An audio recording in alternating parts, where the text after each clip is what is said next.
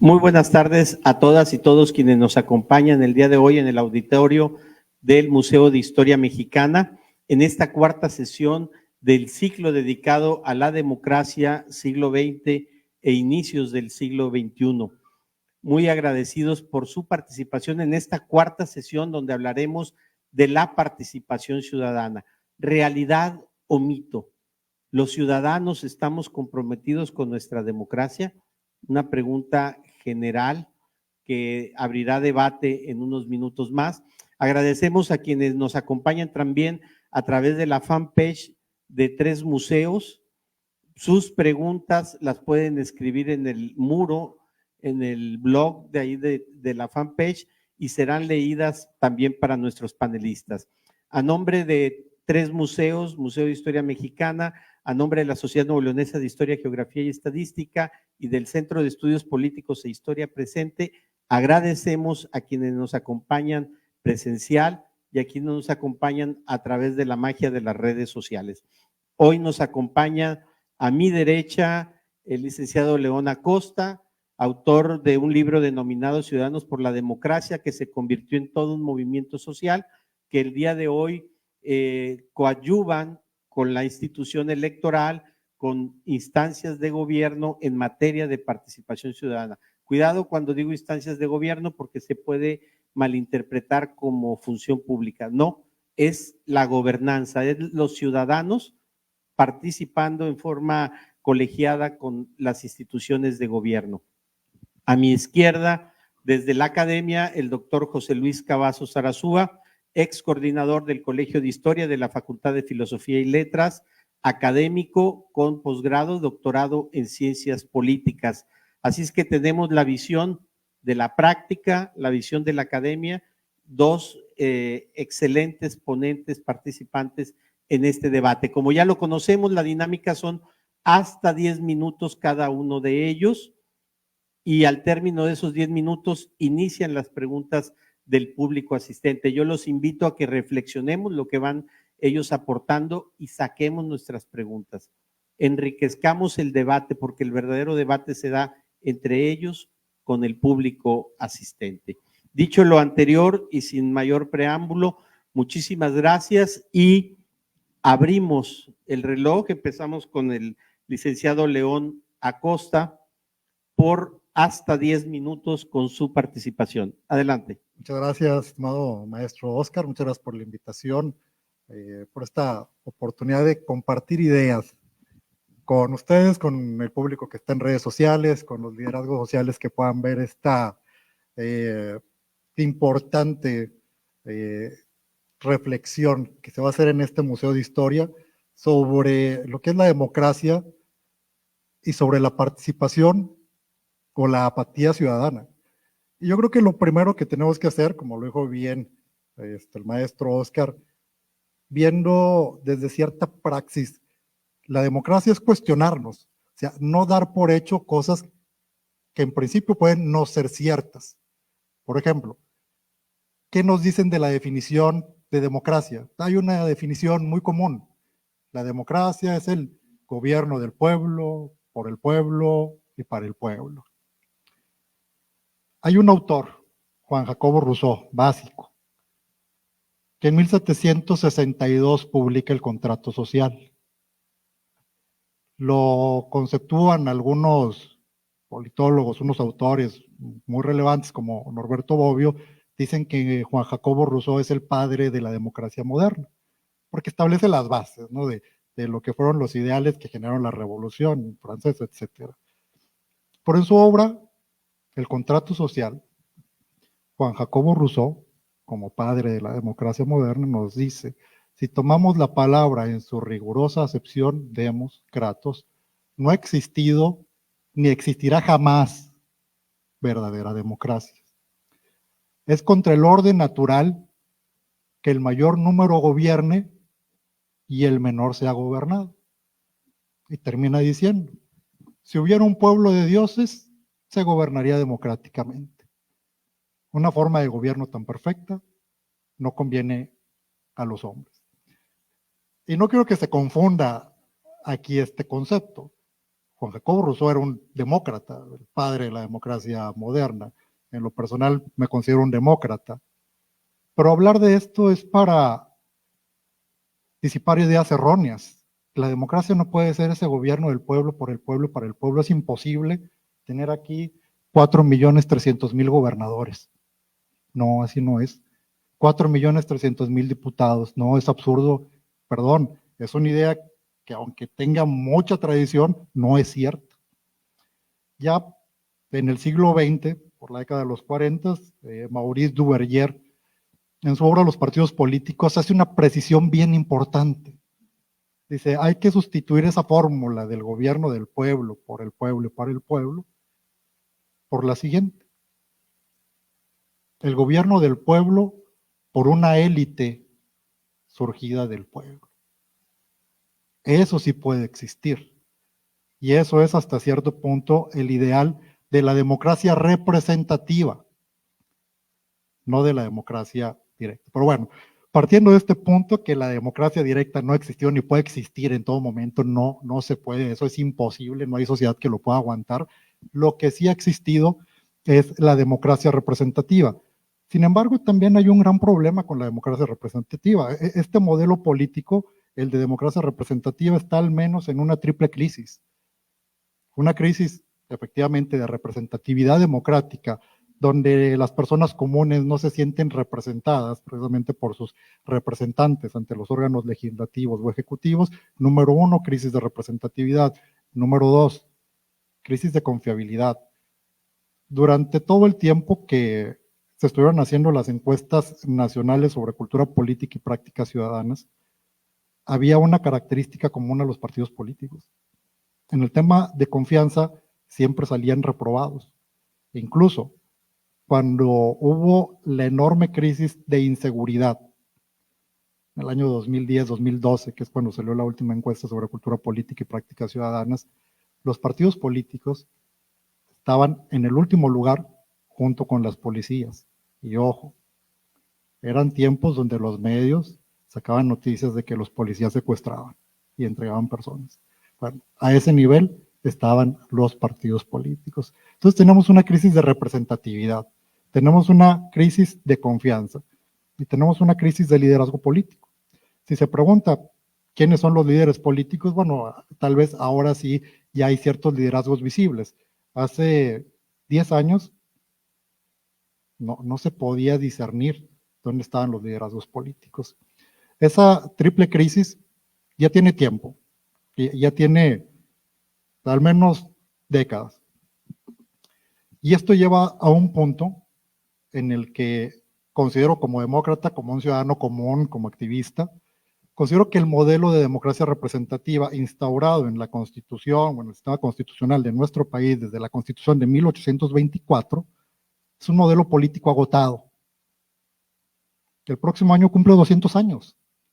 La sociedad del 2024, perdón, no es ni remotamente la sociedad regiomontana de 1824. Ni remotamente. Aquí saben mucho más de historia que yo y podrán dar datos sobre población, sobre educación, sobre industria, sobre economía. La sociedad de 1824 no es ni lejanamente la sociedad de 2024. Y no nada más la sociedad regiomontana. La humanidad de 1824 es muy diferente a la humanidad del 2024, pero seguimos con un modelo de democracia representativa instaurado desde la Constitución de 1824. ¿Es razonable que el modelo haya entrado en crisis? Sí, es razonable que el modelo haya entrado en crisis. ¿Y esa crisis de qué se deriva? De varios factores, pero hay uno muy importante. Nuestro sistema democrático parte de una ficción, parte de un pensamiento mágico completamente, porque hasta los 17 años somos personas que, por ejemplo, no tenemos capacidad de ser electores presidenciales o electores legislativos. Probablemente por falta de preparación, probablemente por falta de conocimiento, probablemente por falta de capacitación, por falta de capacidades electorales. Pero resulta que En el día que cumples 18 años, mágicamente ya tienes todas esas capacidades. Ya sabes de proyectos económicos, ya sabes de proyectos judiciales, ya sabes de proyectos sociales, ya sabes de proyectos culturales, y ya puedes elegir al presidente, ya adquiriste el derecho de ser elector presidencial. ¿Qué cambió en un día? ¿Qué capacitación tuviste? ¿Qué formación tuviste? Pasas de ser una persona sin el derecho de poner al presidente de la República a poderlo poner sin tener probablemente la más mínima noción. Esa es una ficción democrática. No, las capacidades no se generan solas. Perdón. Ok, perdón. Las capacidades no se generan solas. Y desde ahí nuestro sistema democrático arranca mal. Desde ahí nuestro sistema democrático arranca de una presunción. La presunción de que en la democracia, como lo decía Montesquieu, el resorte de la democracia es el amor a la patria. Sí, perfecto, no es suficiente en el 2024. No es suficiente. Se necesitan lo que dice Jesús Cantú Escalante en su libro de cómo consolidar la democracia en épocas de desencanto. Se necesita desarrollar las competencias ciudadanas. Si no se desarrollan las competencias ciudadanas, es difícil que haya demócratas. Y una sociedad que no tiene demócratas, perdón, no es una sociedad democrática. Yéndonos un poquito a qué sí es la democracia conforme a nuestra Constitución. Nuestra Constitución tiene una definición que yo considero excelente de la democracia. La propuso el secretario de Educación de Manuel Ávila Camacho, Jaime Torres Bodet, y no estoy muy seguro si supo lo que propuso o porque de manera internacional estaba surgiendo el Pacto sobre Derechos Políticos, Económicos y Culturales. Entonces, se pudo haber traído de allá. Porque curiosamente en el diario de los debates, cuando se reforma el artículo 3, no se maneja mucho ese punto. Bueno, nuestra Constitución, en el artículo 3, dice que la democracia sí es un régimen político, nos queda claro, es una forma en la que las personas podemos competir por el poder, pues sin necesidad de tirarnos balazos, ¿no? Como en la revolución, o sin envenenar al emperador. Podemos competir por el poder bajo votaciones, bajo la manifestación de la voluntad y la mayoría prevalece. Bueno, pues es un régimen político, sí, es un régimen político muy bueno. Estamos sobre el tiempo. Si quieres terminar la idea, ya nada más. Ok, esta es una dimensión. La otra es la dimensión jurídica, que son las reglas legales y constitucionales que regulan ese régimen político. Y finalmente la base es la dimensión cultural de la democracia, que se entiende como un sistema debido fundado en el constante mejoramiento económico, social y cultural. Muchas gracias. Seguimos con el doctor José Luis Cavazos Zarazúa, hasta 10 minutos, igual nos extenderemos un medio minutito más si fuera necesario. Corre el tiempo, adelante, doctor. Sí, bueno, muchas gracias por su presencia. Agradezco al maestro Oscar Tamés por la invitación. Me disculpa porque también ando un poco afónico por los tiempos, ¿verdad? Bueno, principalmente agradezco a Oscar Tamés por la invitación, a ustedes por su asistencia, por darse el tiempo de venir a escuchar algunas de las ideas que traemos. A la maestra Ludivina Cantú Ortiz le agradezco mucho su presencia, fue mi directora en la Facultad de Filosofía y Letras, ahora es la secretaria de Igualdad e Inclusión en la Universidad Autónoma de Nuevo León. Muchas gracias, maestra, por su presencia. Muy bien, bueno, los estudios sobre la cultura política en México datan de los años 50 del siglo pasado. El primer estudio que se llevó a cabo, en términos de la política, de la ciencia política, fue en 1963, cuando se publicó el libro La cultura cívica, por dos politólogos norteamericanos, Almond y Verba. Y ellos, bueno, estudiaron 5 países, eligieron 5 países del mundo y casualmente, entre comillas, casualmente eligieron a México. Y bueno, en ese estudio de la cultura cívica, en 1963 publicaron que México tenía una cultura política, o sea, el mexicano, los mexicanos y las mexicanas, una cultura política de súbdito. O sea, de la relación con el sistema político era de sumisión, de obediencia. Y esto, bueno, se siguió manejando cuando en el 66 esta teoría se siguió planteando en alguna medida por don Pablo González Casanova en La democracia en México, 1966, que por cierto, este año murió don Pablo González Casanova a los 101 años. Y bueno, muy lamentable eso para mí, su fallecimiento. En La democracia en México volvió Pablo González Casanova a mostrar que el sistema político tenía un control sobre la participación política de la gente. O sea, participaba solo la gente participaba solamente lo que el sistema político le permitía hacerlo, le permitía participar. Estamos hablando de los tiempos de un partido hegemónico, el PRI, todos lo sabemos, todas lo sabemos, un partido hegemónico que tenía un control sobre todo. Decía el maestro José Reséndiz, que nos lo platicaba en la clase de Historia de México, que en el país no se movía en ese tiempo ni la hoja de un árbol, si no lo autorizaba el presidente, etcétera. Tantas historias, tantas anécdotas sobre esas situaciones. Bueno, se viene el 68, el movimiento estudiantil, y se hace un quiebre en el sistema muy importante.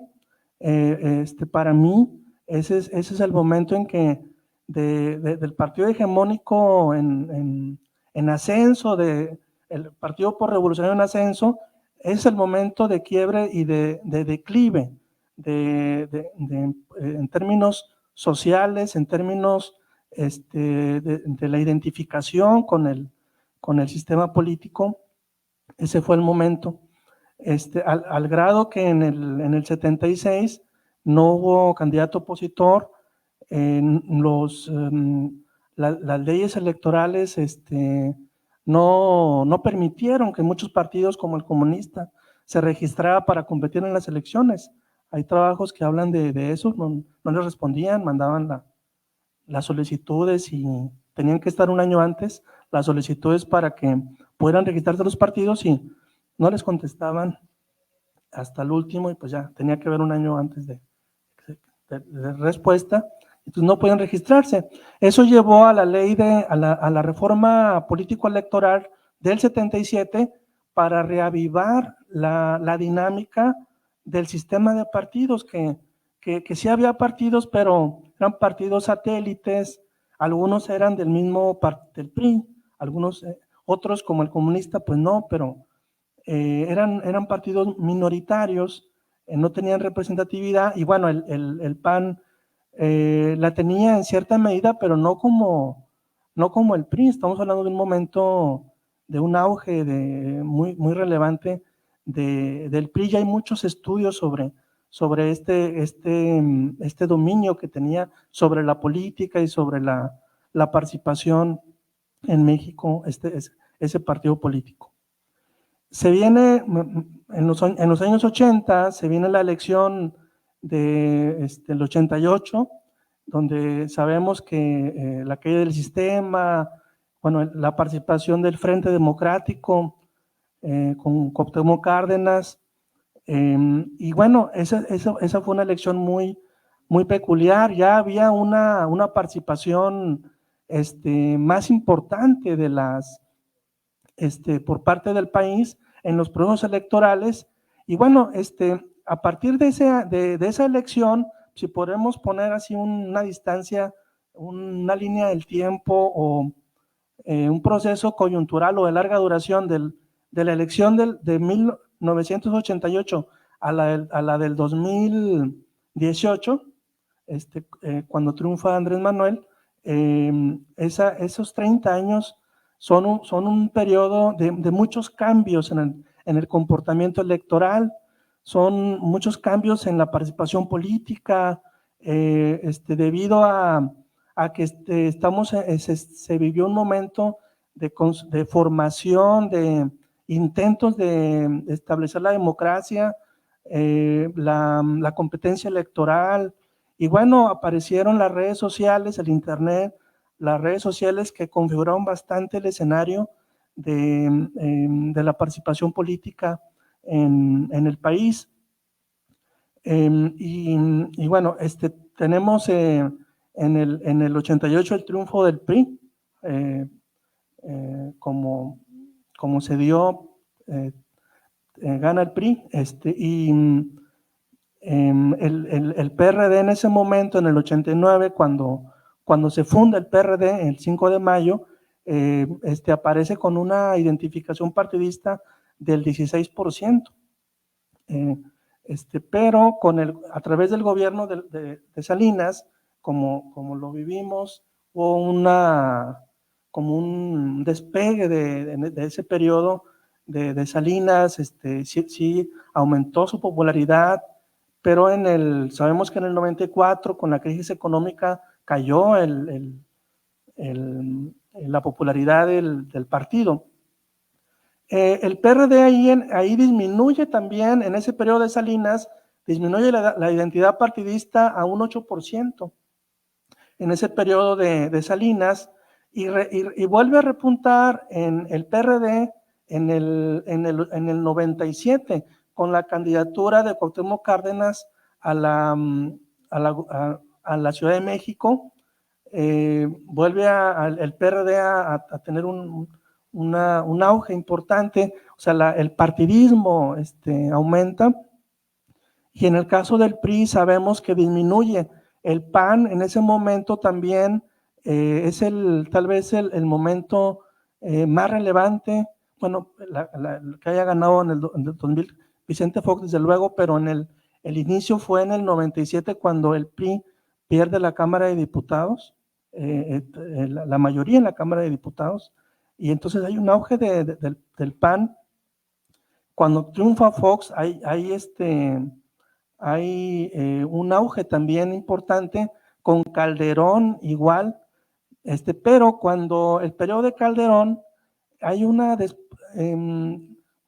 disminución de la identidad partidista hacia este partido, hacia el PAN, posiblemente por la acción, por la gestión de gobierno de la guerra contra el crimen que emprendió Calderón el 11 de diciembre del 2006, y todo ese periodo. Y en ese momento el PRI, que había disminuido bastante su partidismo en los años 90, vuelve a cobrar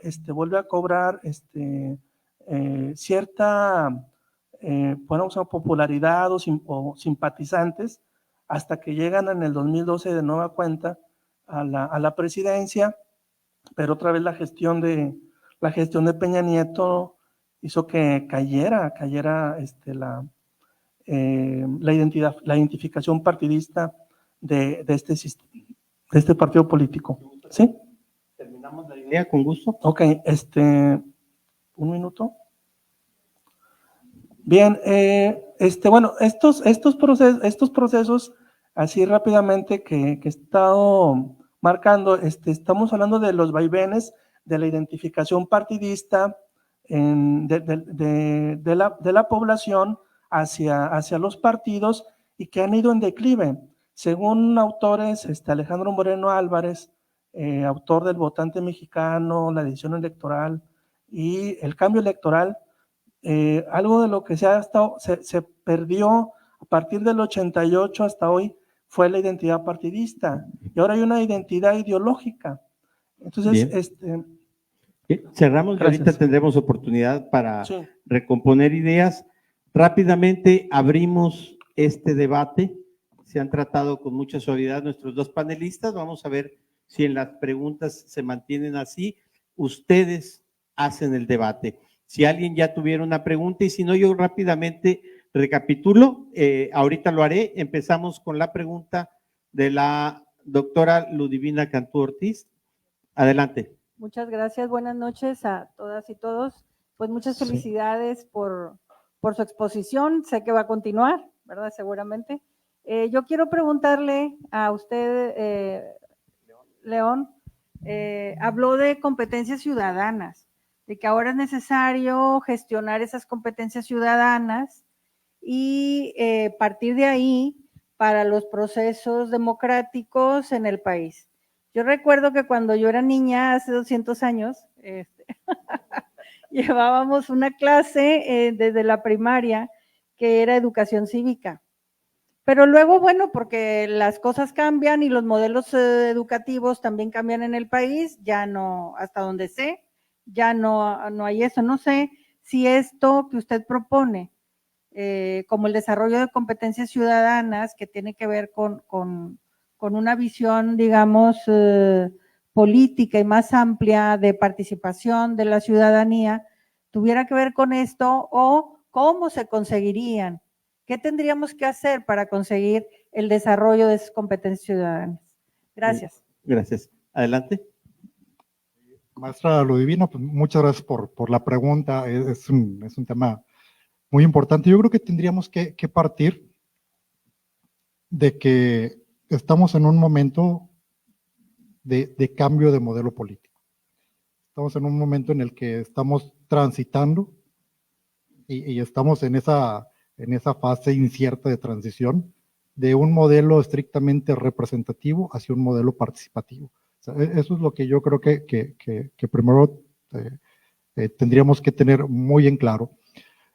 Lo que hemos estado haciendo desde el año 2015 es impulsar cambios constitucionales, aquí en Nuevo León, no, nuestro alcance no es nacional, aquí en Nuevo León, cambios constitucionales para que la ciudadanía entienda una idea fundamental, y es que nosotros somos los soberanos de un Estado.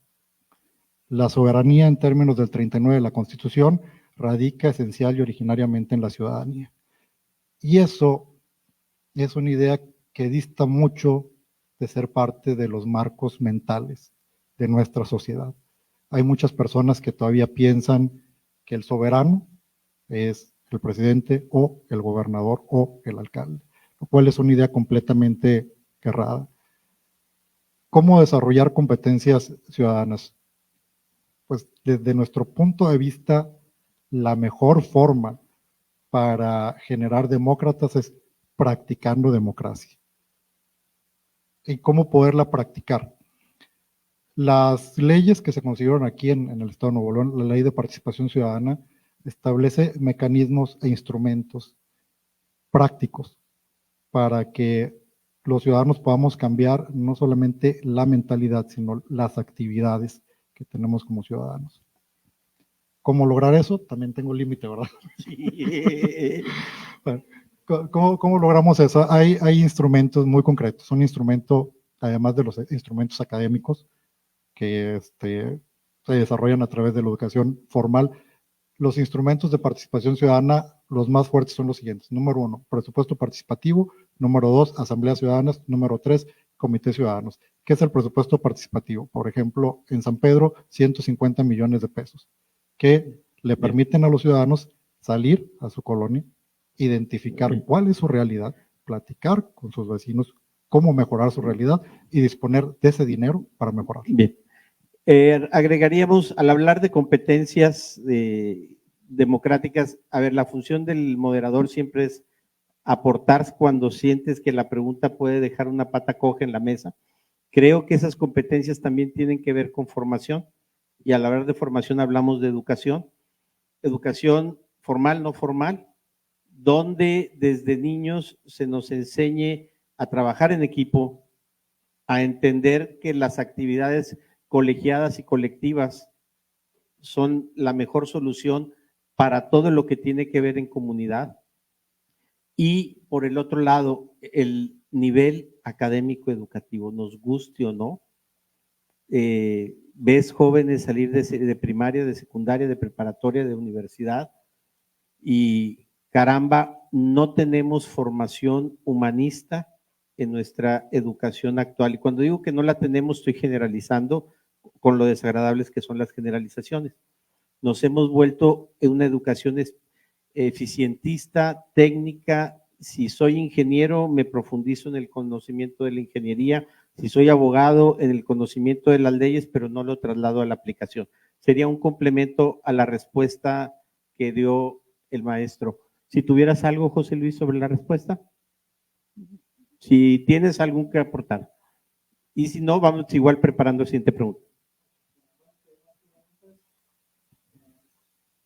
Ya tenemos una pregunta en lo que llegue el micrófono. La participación ciudadana se da en dos vías. Por un lado, el ciudadano en el poder legislativo, representando la voz de los ciudadanos, y por el otro lado, en el poder ejecutivo, con algunas dinámicas que ya adelantó el maestro. De eso hablaremos ahorita en una pregunta. Adelante. Sí, escuchaba que comentaban de la preparación del ciudadano, pero también, por ejemplo, la preparación de quien llega el diputado o llega el senador. A veces llega gente, por ejemplo, discutiendo pues, extraterrestres de Maussan o pensando en encarcelar a quien no cante bien el himno. Y yo pienso, también es esa formación para que los diputados que lleguen, pues llegue gente preparada, gente que se prepare para llegar a un puesto tan importante. Ahora, por ejemplo, yo no veo algunas ahí discusiones, por ejemplo, incluso de llegar a la presidencia y que jamás hayas trabajado. O sea, yo pienso que como ciudadano, a mí me interesaría que el que llegue a la presidencia llegara con el conocimiento de lo que son los verdaderos seres de México, que son los que sacan el sueldo cada semana, pagar impuestos, y una gente que nunca ha trabajado, pues no sabe ni de pagar impuestos, ni de pagar seguro social. Entonces yo pienso que también es preparar a la gente que va llegando a los puestos. Gracias. Algo que quisieran agregar, yo agregaría ahí pagar Infonavit también. Que los patrones, ¿cómo sufren con eso? ¿Algo que agregar al comentario? Sí, bueno, la pregunta de la maestra Luz Divina es muy importante, también la del señor, sí, ambas. Sí, sobre la cultura cívica, el tema ahora sí se habla de competencias. Hay una autora estadounidense, Marta Nussbaum, que plantea esto, las competencias ciudadanas. También bueno, hay otras politólogas. Y bueno, esto se aproxima mucho a la filosofía, porque las competencias ciudadanas, hasta hoy se habla hasta de el amor, o sea, por decir como última, Edgar Morin en el pensamiento complejo, o sea, el amor a la humanidad, el amor generalizado, no a la comunidad, a la familia, como es nuestra sociedad, nuestra cultura. Pero pues, son aspiraciones, y los planes de estudio no llegan a eso. No. Ahora, si los planes de estudio plantearan estas cuestiones, no necesariamente pudiéramos también llegar a esos niveles de una cultura cívica importante, porque el ser humano, hay una antropología y somos muy complejos y hay muchas cuestiones. Yo ahí repregunto para dar la palabra, pero ¿por qué no poder llegar a esa cultura? Y a los dos panelistas van la pregunta, ¿por qué no llegar si hay países que tienen un amplio desarrollo democrático? A ver, ¿por qué pensar que no tendríamos la capacidad formativa? Creo que yo tengo alguna respuesta, y la respuesta la dio el compañero. Hay que educar a los senadores y a los políticos. A ver, son ciudadanos. Ahí está la respuesta.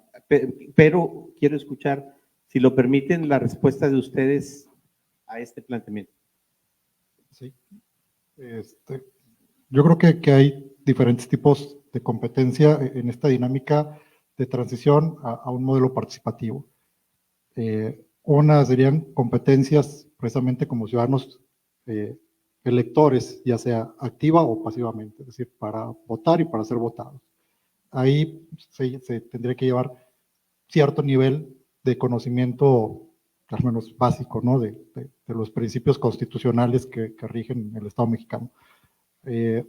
Pero, por otra parte, hay competencias más complejas y más desafiantes en la democracia participativa.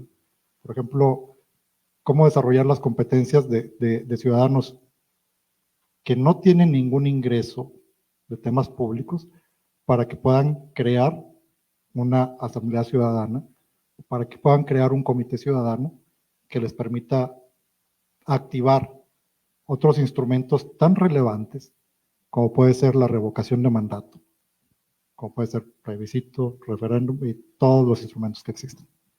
Adelante. Sí, un dato que hace rato que quería mencionar, cuando empezó a hablar el maestro Oscar sobre si la democracia es si es un mito, que de repente me sonaba así como algo raro desde el cartel, pero no, o sea, si hay apatía y todo esto. Lo que en las encuestas a nivel nacional, la ENCUP o Encuesta Nacional de Cultura Política, que ya me la mencionó León, y en la Latinobarómetro, etcétera, otras encuestas, el porcentaje de ciudadanos que prefieren un gobierno autoritario, no democrático, ha estado en aumento en los últimos 30 años. Es bien sorprendente. En los años 90, por ejemplo, en México, era el 21% que decía, sí, bajo ciertas circunstancias prefiero un gobierno autoritario. Me da igual, democrático o autoritario, pero aumentó a 43% en el 2017, en el Latinobarómetro, que es de la parte de México. Y en unas encuestas que apliqué en la universidad con universitarios, pasa algo bien similar.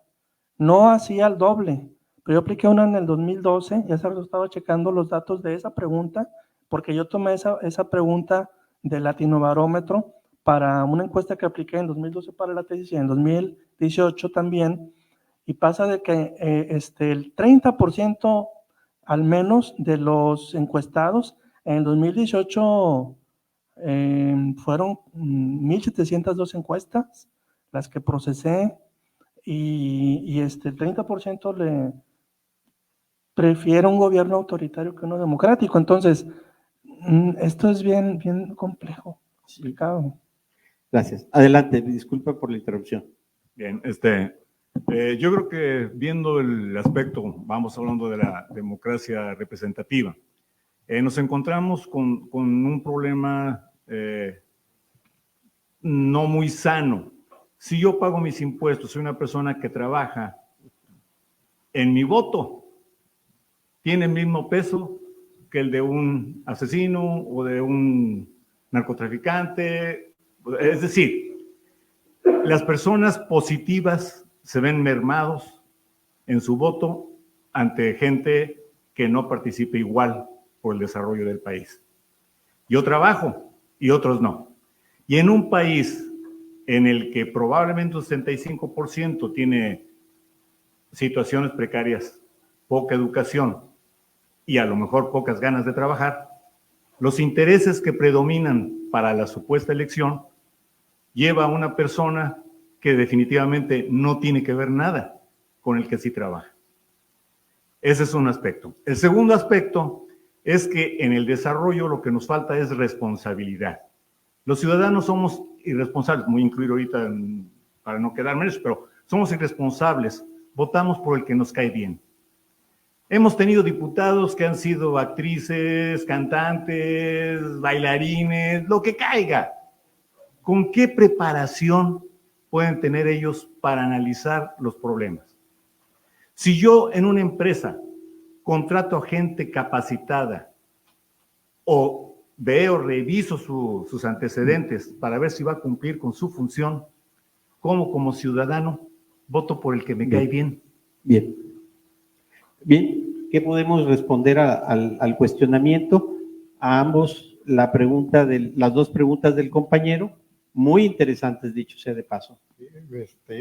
Primero, agradezco la pregunta, porque nos permite reflexionar con libertad y hablar con libertad.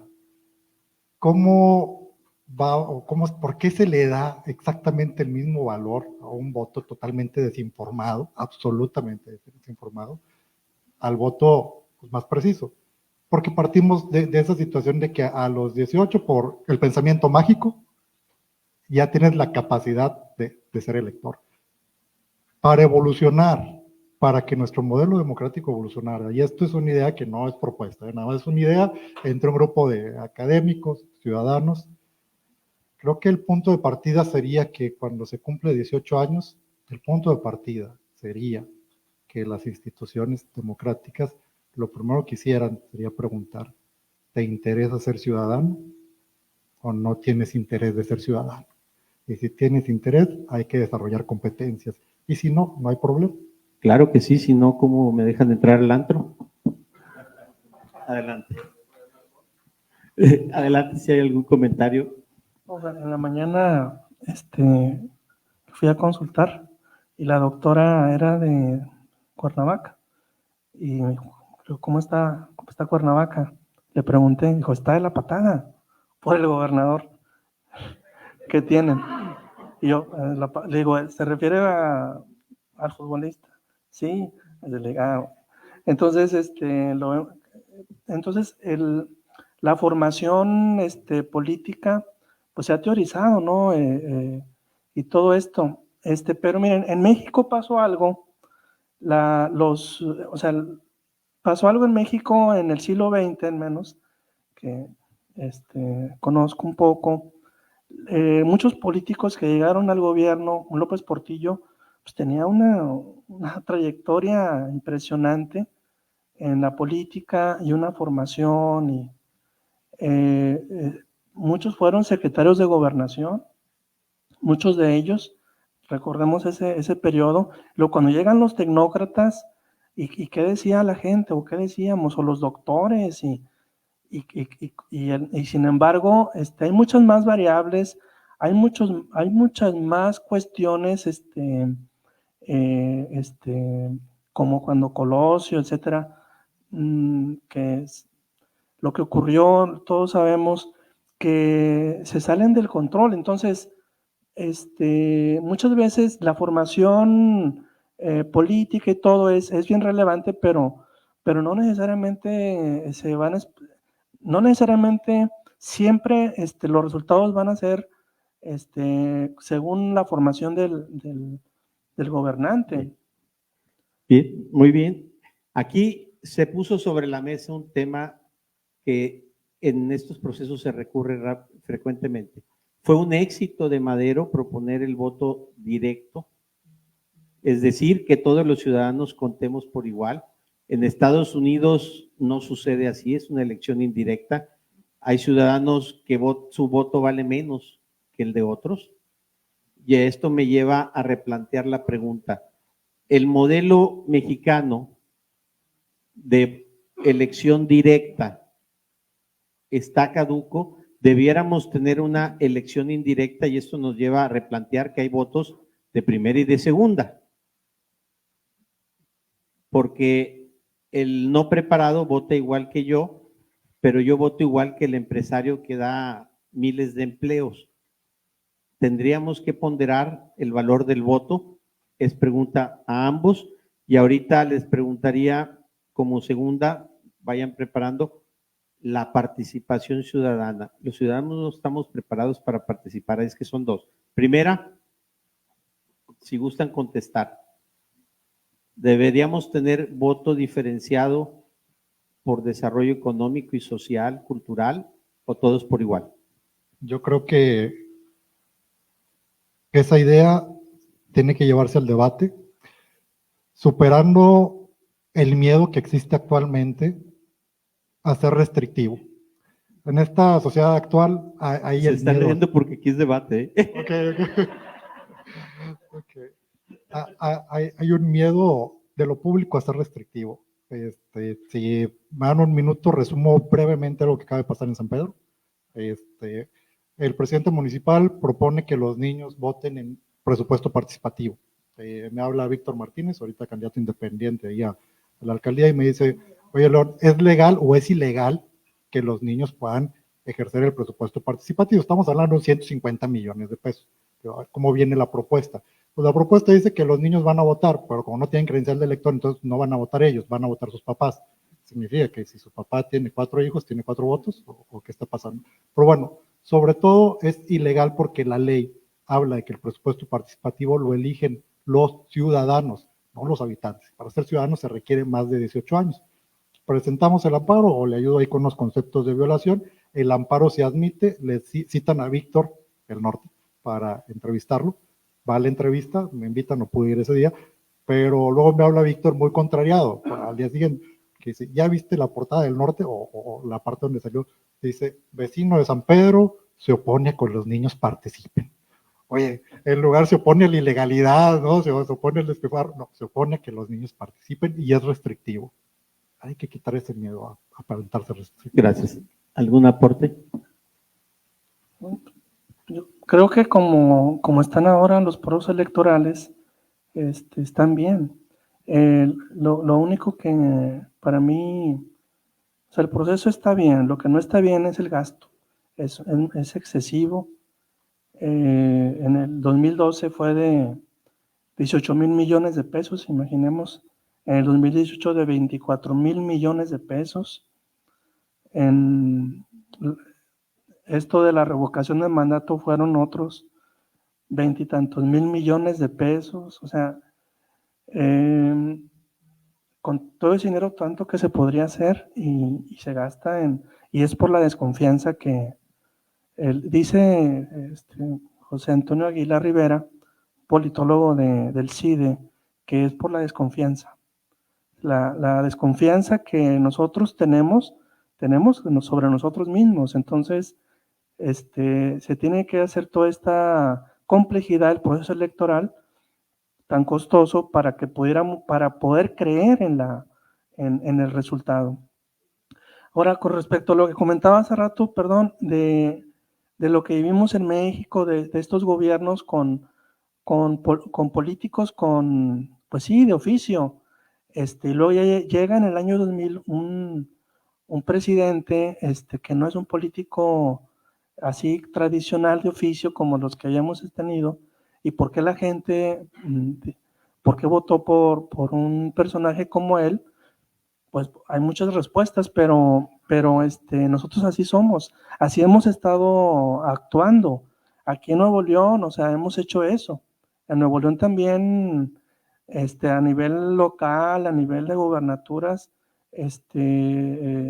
hemos tenido preferencias y así muy importantes por candidatos que pues, no puede ser que haya llegado tal o cual, y la gente del centro del país lo comenta, lo dice, ¿cómo ustedes eligieron a tal?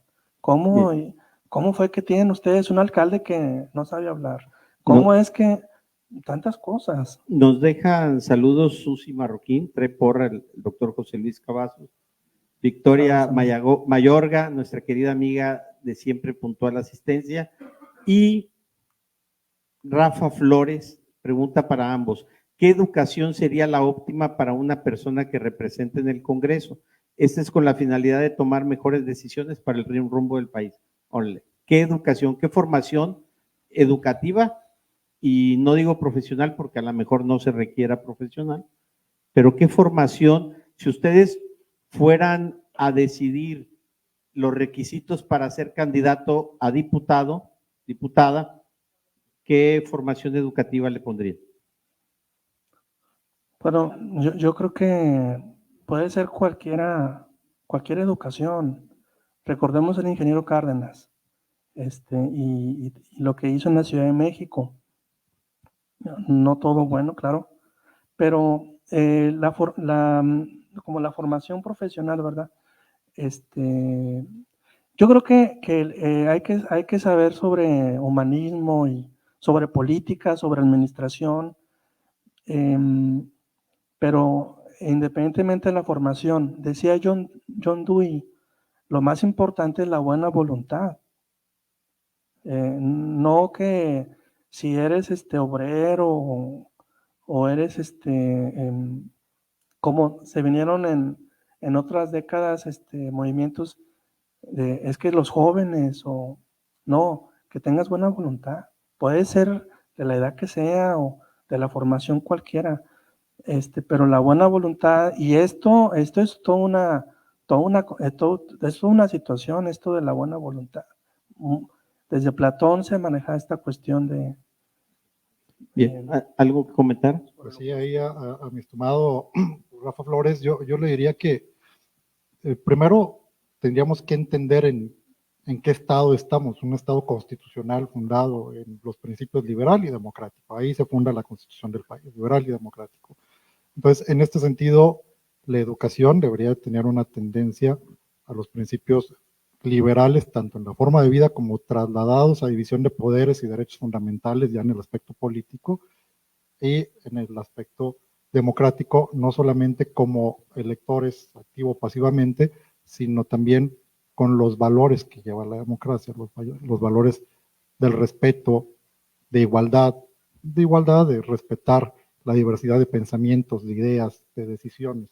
Entonces, creo que sería lo básico una educación liberal y democrática. Bien, yo ahí respondería primero que se haga una norma, una ley que obligue a los funcionarios, diputados electos o del Poder Ejecutivo a cumplir las promesas. Y si no, a la cárcel o una sanción económica o algo, porque prometer no empobrece, lo que aniquila es cumplir.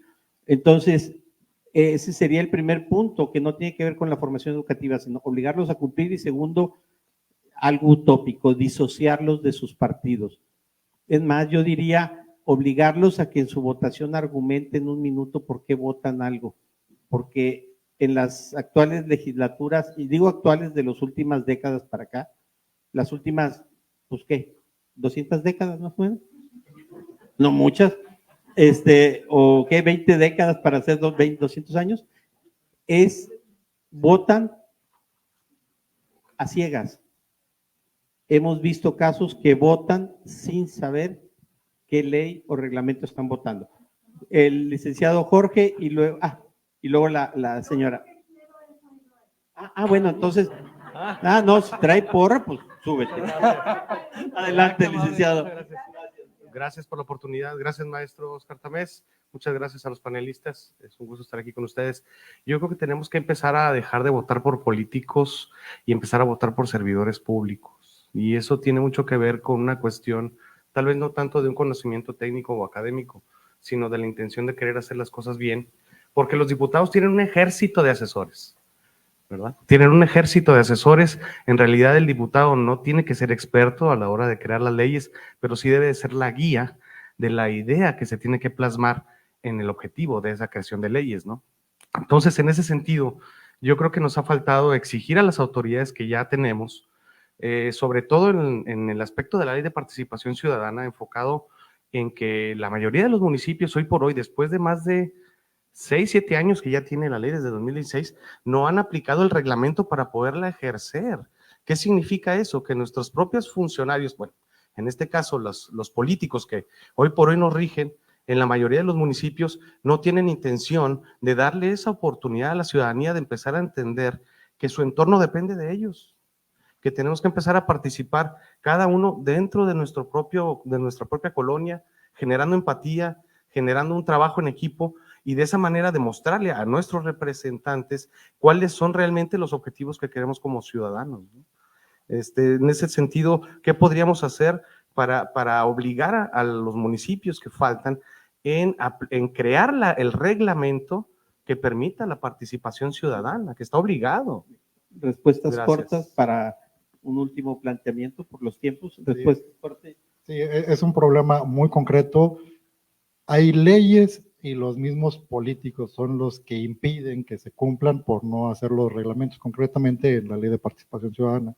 Considero que se tendría que hacer una reforma a la ley que le permitiera tener, como dicen coloquialmente, dientes, es decir, mecanismos para obligar aquellos funcionarios que no le están cumpliendo a que la cumplan, si es necesario, coactivamente. Oye, totalmente de acuerdo también. Así no es la política ahora, así debería ser, pero no es ahora así. Vemos ahora en las precandidatas, tal vez en precandidato no es esa su forma de ser, su acción, porque están actuando políticamente, según las leyes de la política, de los públicos, de lo que pueden decir o no decir, pero debería ser así. Bien, muchas gracias. Cerramos con la pregunta del ingeniero Héctor Redondo. Gracias, muy buenas noches a todos. Hay un tema que viene allá atrás que dice apatía. Todos los partidos políticos, todos tienen una práctica, no sé si sea mala práctica o buena práctica, que tienen una estructura de movilización, que el día de la elección movilizan gente. Es algo que se critica, más aún así con eso tenemos un 50%, 50 y tantos por ciento de participación. Yo creo que en la mayoría del país habrá excepciones. ¿Cuál es el comentario al respecto? Ya sabemos que es un tema cultural, pero si a la gente no la movilizas, no van, prefieren quedarse en su casa viendo el partido que en aquel entonces siempre casualmente jugaba México y toda la gente se quedaba a ver el partido. Entonces, ese tipo de prácticas que tienen los partidos políticos, al final del día, pues, bueno o malo, han logrado que estemos por encima del 50% de participación en los temas electorales. ¿Cuál sería, con la experiencia de ustedes? Sabemos que a lo mejor hay que pensar en enseñarlos desde niños a lo que vale el votar. Ahorita comentaron los compañeros, si los votos valen más o menos, si uno que estudió, si uno que es obrero, si uno que vive en tal colonia. Yo creo que se me hace muy difícil ponderar. Al final del día creo que somos todos iguales. Recuerdo hace algunos años en una participación muy rápida de un candidato en un partido, lo hicieron por secciones electorales. El que fuera beneficiado en más secciones era el que ganaba. Se me hizo un modelo distinto. No sé la opinión de los panelistas. ¿Es cuánto? Gracias. Respuestas cortas. Hay unos países que sancionan al que no va a votar, no creo que sea el camino aquí que quisiéramos. Creo que hay que apostarle a un nuevo modelo cultural. Yo creo que eso es lo fundamental, crear un nuevo modelo cultural.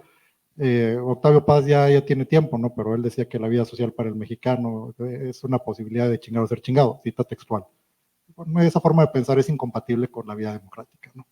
Necesitamos generar una cultura liberal y democrática si queremos tener una sociedad democráticamente consolidada. Sí. ¿Alguna respuesta corta? Yo estoy de acuerdo con la educación cívica para el voto. La otra cuestión siempre me pregunto, bueno, ¿y votar por quién? O sea, los partidos políticos, el sistema de partidos nos presenta. Estas son las opciones. Y entonces, a veces vale la pena esa formación cívica para votar por lo que el sistema nos está poniendo, o mejor, yo voy a formar para que reflexione y que esta persona o este joven decida si va a votar o no, bien, dependiendo de la reflexión que haga de los candidatos que el sistema le ofrece. Okay. Y hacer una transformación del sistema, porque no ha funcionado. Rafa Flores saluda a León, también trae porra. Hay una pregunta de Rafa Flores. Pediría respuestas cortas, estamos sobre el tiempo. ¿Cuál sería el punto de la ley de participación que se debe de difundir a la ciudadanía para un mayor entendimiento de esta ley? Es decir, hay una ley de participación ciudadana. ¿Cuál sería lo que a juicio de ustedes debiéramos difundirle con mayor vehemencia al ciudadano para que se motive a participar? sobre esa respuesta o sobre esa pregunta, los principios y los alcances. La ley de participación ciudadana tiene alcances enormes para cambiar la vida colectiva. No la conocemos y no nos interesa conocerla porque no conocemos sus alcances. Y el otro punto muy rápido de lo que comentaba ahorita José Luis, de opciones poco presentables que nos da el sistema, ahí yo creo que Nuevo León también tiene un antecedente, yo le llamo la rebelión electoral, el 2015, donde lo que parecía que nunca iba a pasar, en ese momento, en 2015, poderle ganar electoralmente al bipartidismo de Nuevo León, se convirtió en una realidad gracias a nosotros, a los ciudadanos, que nos rebelamos contra esa idea infundada que nos hacía suponer que no podíamos vencer electoralmente a un bipartidismo. Sí, gracias. Yo nomás era para, por último, yo poner ahí sobre la mesa nada más que estamos pues, hablando ahorita de las posibilidades de la democracia, de la civilidad del estudio y preparación y todo. Pero yo lo que veo para el año que entra, no sé si para el año que entra estaremos hablando todavía de democracia, ¿no? Yo siento que están sentando las bases ahí para un totalitarismo. Depende del mes en que estemos. Después de junio. Era bien, todo. ¿algo Gracias. que comentar sobre el aporte del compañero? Yo diría y anhelo, deseo, quiero, creo que sí. Sí seguiremos hablando de democracia. Y cierro con una última pregunta. La experiencia, que no es mucha en mi caso, ustedes son profesionales, ¿los ciudadanos se acercan a participar en la democracia o se acercan por hueso? Porque yo siempre veo que los ciudadanos se acercan a buscar cargos de elección popular y luego se vuelven más papistas que el Papa. Pregunta concreta, ustedes en su experiencia, ¿el ciudadano se acerca a participar en democracia o se acercan por el hueso que dentro de los partidos ellos en particular no podrían obtener? Perdón, José Luis, yo tengo una idea ahí, pero es medio disruptiva. Sí. Yo les pediría que busquen ser candidatos de elección popular. Yo les pediría eso a todos. Busquen representar el conocimiento que tienen, una causa que tengan. Hay en el Estado 140,000 millones de pesos para ejercerse. ¿Y dónde están las causas de la ciudadanía? Hay en el gobierno federal 9 billones de pesos anuales. Yo les pediría, busquen representar, busquen participar.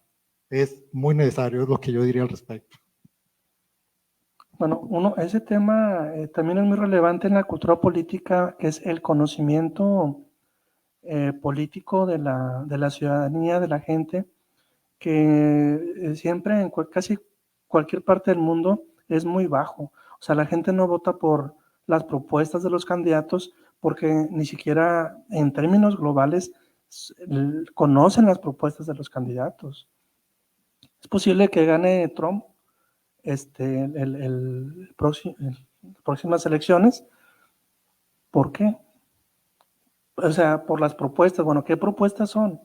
O la imagen que tiene, la potencia comparado con el presidente actual. En 2012 también en México se ganó más que... ¿Cuáles eran las propuestas del PRI en el 2012? Si alguien se acuerda de una propuesta del PRI en el 2012, por favor, la puede decir y por qué ganó. ¿Alguien se acuerda de una propuesta en el proceso? ¿Por qué ganó? Entonces la gente no vota por las propuestas, no se informa en general de las propuestas. A veces es por la imagen, a veces por la familia dice, como dijo el maestro Oscar, sé el que el hueso. Y yo en las encuestas en que apliqué, les digo, ¿a quién le haces caso para decidir tu voto? Es una pregunta. Le puse los maestros de la universidad, la familia, los amigos, la iglesia, y todos decían que la familia. ¿Y la familia qué es la familia? O sea,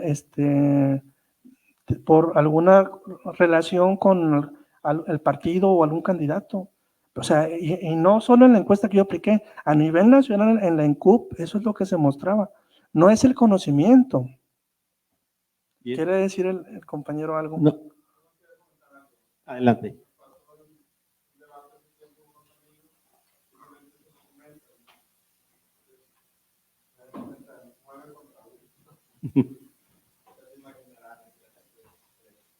Y en la plática era porque iban a votar por esos candidatos. Y nunca lo saqué de lo malo de uno de otros, pero dije, bueno, ya le invitan la encuesta, está por el candidato que iban a votar. Y nunca hubo una respuesta. Siempre fue una situación de decir, no, pues no votes por aquel, por ese, pero nunca hubo una respuesta. Entonces, efectivamente, que no leen. Yo desde dije, yo voy a votar, van a andar, porque en cierto parte de lo que me están pediendo, lo que viví y todo, ahí estamos puestos. Muchas gracias, sí. Mira, habría que hacer una mesa que nos hable de la comunicación política en procesos electorales, cómo se vota y las emociones y demás. Yo quisiera leer un comentario porque aparte nos va a ser útil a todos. La historiadora Lucrecia Solano, a quien saludo con afecto. Amartya Sen, Premio Nobel de Economía 1999, dibuja muy claramente, enumera las competencias ciudadanas, que tu voto no dependa de una dádiva, es decir, populismo. Eso lo del populismo lo agrego yo. Que tu voto no dependa de una dádiva, que tu voto no dependa de quien te lleva a votar, y así sucesivamente. Interesantes propuestas, cierra Lucrecia. Rafa Flores, ¿qué es mejor, asambleas ciudadanas o comités participativos? En referencia a la ley de participación. Ya no va a ser a manera de responder. Yo les voy a pedir a nuestros dos participantes que hagan un cierre de 2 minutos, por favor, estructuren. Voy a estar haciendo yo una despedida para que ustedes vayan estructurando su cierre, 2 minutos, y decirles, no hay participación ciudadana porque no habemos ciudadanos. No existimos los ciudadanos, existimos mayores de 18 años con credencial para votar y entrar al antro y nada más. No hay una verdadera cultura de la importancia de la cosa pública. Es una apatía enorme, con acarreos y con populismos llegamos al 55% de electores, 60% cuando picamos la mejor elección. Así es que tenemos que reflexionar sobre el punto. Yo con esto cierro. Al final agradeceré a nombre de las instituciones. Hasta 2 minutos de cierre, León Acosta, por favor. Muchas gracias. En la praxis electoral, recordemos que la democracia, como la define la Constitución, son tres lados: el político o electoral, el jurídico y el cultural. En la praxis, en lo electoral, existe un tema muy grave que tiene que ver con la última pregunta. Hay muchos políticos, personas con mucha potencia intelectual, consultores, para quienes lo importante es ganar elecciones, no hacer buen gobierno. Y las elecciones se ganan con emociones, no con propuestas. Mueve el corazón de las personas, genérale una emoción y sobre todo generásela de tal forma que al momento que se presente a la urna se acuerde de lo que le dijiste y en esos segundos ponga una cruz donde tú estás. Eso es lo que hacen. No les interesa buenos gobiernos, sino ganar elecciones. Grave defecto de la democracia electoral actualmente. Pero yo quiero cerrar diciéndoles que en este momento estamos construyendo democracia. Si la dimensión cultural es una forma de vida que se funda en el constante mejoramiento económico, social y cultural, y en este momento con las ideas que se han vertido aquí podemos mejorar un poco en lo cultural, estamos construyendo democracia. La democracia la hacemos todos los días, la hacemos cuando trabajamos, la hacemos cuando estudiamos. Nosotros somos los que construimos la realidad social. La realidad social no depende solo de los políticos, depende de todos y cada uno de los ciudadanos. Eso es la realidad social. Eso es lo que construimos y depende de nosotros. Es todo. Muchas gracias. Hasta 2 minutos en cierre. Bueno, pues primero que nada agradecerles todo este tiempo. Muchas gracias. Y les comentaba al principio del estudio de la cultura cívica de Almon y Verba, que llega a la conclusión que en México a mediados del siglo se tenía una cultura de súbdito, de obediencia hacia el sistema político. Cuando hago una investigación en el 2012 prácticamente sobre el mismo asunto, me doy cuenta que los datos apuntaban a que la cultura política no se había modificado en lo esencial.